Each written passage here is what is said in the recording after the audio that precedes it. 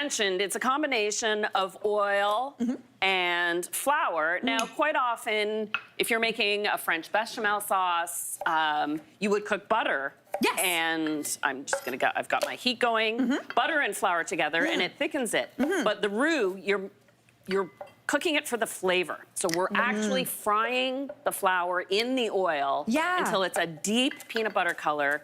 It loses its thickening power the longer you cook it. The darker the roux, the less it's actually going to thicken up your soup. So it's not going to be like a bechamel, but it's going to have so much toastiness and caramelization. Yeah, and that's why you use oil when you're making this roux, because you don't want the butter would burn before the oil. I actually always wondered that. I did not think of that. That's really, really smart. So this only takes a couple minutes, so I'm going to, look at that. Oh, wow!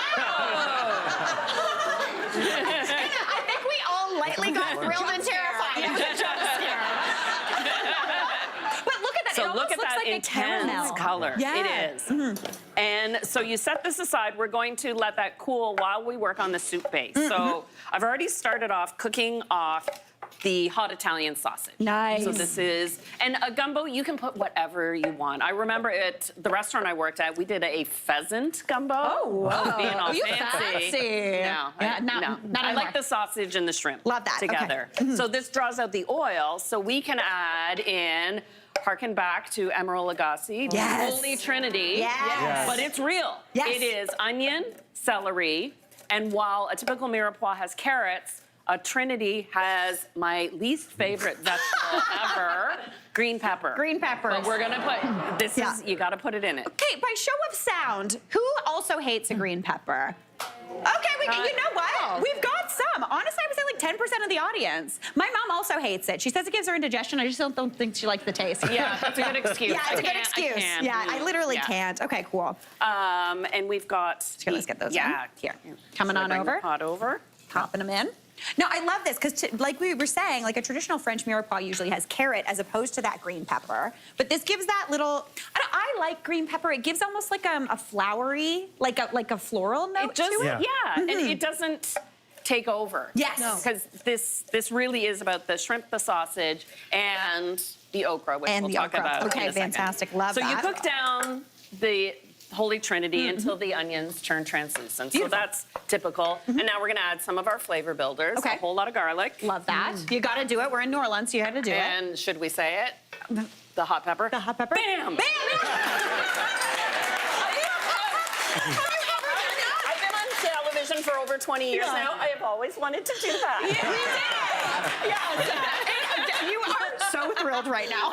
I'm really excited. Yeah, that was amazing. Oregano, another typical ingredient. Okay, like a nice dried oregano? Dried oregano. Don't bother with the fresh for this recipe.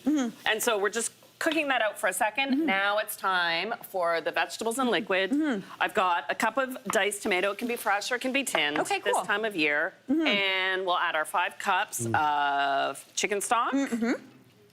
But there's enough flavor between the shrimp and the sausage that if you were to just use water, it would even work. It would be absolutely fine. Really? I totally forgot. I got so excited about the Bam. Oh no! That I meant to coat. Listen, do as I say, not as we do today. Let's chat about it. Let's chat. So what I like to do is before I add the liquids, I add the roux to, that way it breaks up when you stir the vegetables. So you add it into those veg. And you won't get any lumps. That makes sense, because sometimes if you're doing it straight into the liquid, it's almost like the roux can kind of turn into like a dumpling, almost in your broth. Whereas if you get the vegetables in the way, it kind of like shakes it up a little bit. But this was thin enough. This is the color. See, it immediately adds that beautiful color brown. intensity. Oh my gosh, that looks stunning. Okay, now we have to have a little chat about let's okra. chat. Let's do it. How do we feel about okra? I love it. Okay. Who's new to okra? Who's never had an okra? Okay, we've got a couple. Okay, we've got a few. Vijaya, how do you feel? I am Indian. Yes. So of course I love okra. Love an okra. Alex? Kind of give or take? Mid. Mid. Okay, cool.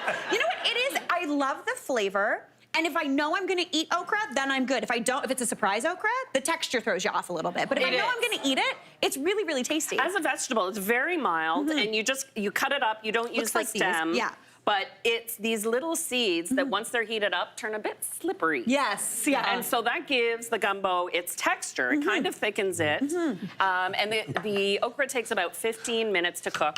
You can use, there's a powder called gumbo filet powder, which it's from the sassafras root. It lends the flavor and the thickening without the vegetable. It's kind of hard to find. Yeah. But what I do like is you can find okra everywhere. Fresh, you can also find it frozen. Yeah, I if did you not know want. this until recently. I was at the grocery store, just there was a very little frills at this grocery store, if you will. And they had frozen okra in the freezer section. I didn't know that until like literally last week. So cool. Yeah, you chop it up and put it in frozen. And so what I do is I loosely cover this. I let it simmer for about, it only takes 15 minutes. To build because all the that sausage is flavor. cooked, Yeah. the vegetables cooked. It's really just the okra. And then for the last minute or two, you add your peeled and deveined shrimp. Oh, I love this. And you bring it up to a simmer. Okay. Oh my gosh, this looks so good, And Anna. here we go. Let's do it. Okay.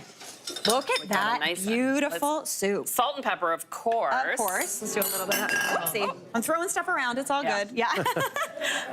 And it's earthy, it's rich. It like a soup should just smell as big as it's going to taste. And I love the fact that this only took basically, I'm saying 25 minutes to put together. Really? And you've got that beautiful flavor. It smells like you've been cooking all day. Yes. Which is always good. So now how do you serve your gumbo? Well, when I worked in New Orleans, 1990s, remember? You would take a ramekin, pack it full of cooked white rice, Yes. tip it into that Sandcastle. pasta bowl, and put the soup around Oh, it. Fancy. class. We're not going to do that. We're not doing We're that just today. going to spoon the rice into the bowl. I like that. Listen, if you want to do a little sandcastle of rice, always a good thing. We should bring that back. 100%. Yeah. It's fun. Play with your food a little bit, right?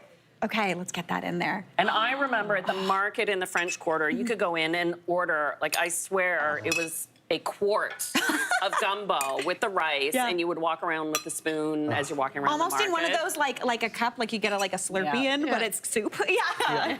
That looks amazing. Okay, I'm gonna grab some spoons because I cannot say no to this. This smells so good, Anna. And I have the smokiness of the sausage and the roux. and then the really roux. comes through. Now I've got a question. Have anybody been to? Obviously, you've been to New Orleans. Have you been before? I haven't. Okay, no. But I feel like I'm going to be traveling to New Orleans 100%. as well. Alex, Twice. Twice, me too. Yeah. Love it. So great. Great for jazz, great for gumbo. Sandcastles of rice, whether you do that or not, it's always a good thing. Hey, Mary here. What did you think? Drop your comments below and don't forget to like and subscribe for more of the good stuff.